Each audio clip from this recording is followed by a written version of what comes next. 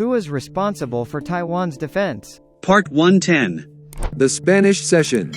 Q&A 1. Question. As a result of the Spanish-American War, what was the disposition of the various Spanish territories in the Caribbean and Pacific theaters?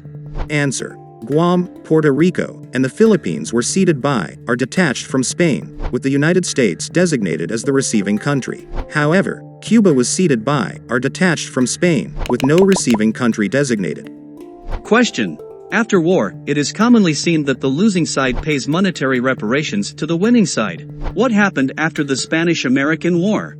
Answer. The United States agreed to pay Spain $20 million for the Philippines' territorial sovereignty. However, Spain was not forced to pay any reparations.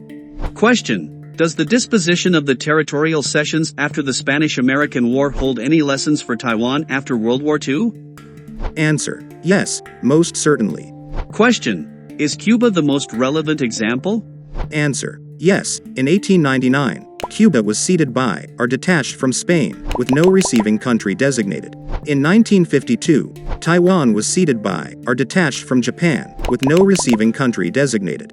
Question. Does this mean that both Cuba and Taiwan became terra nullius at that point?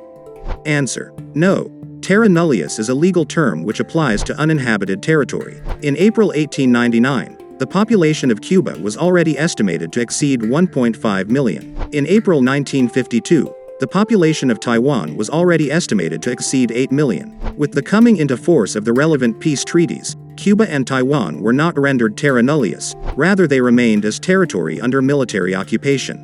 The United States served in the role of the legal occupier. Question. Have other researchers in other academic organizations, think tanks, foundations, etc. also noted the similarities between the historical situations of Cuba and Taiwan? Answer. Other than those persons associated with the Taiwan Autonomy Foundation, the editors of this series of videos are unaware that any other researchers or scholars have spent any time overviewing the Taiwan question from this perspective.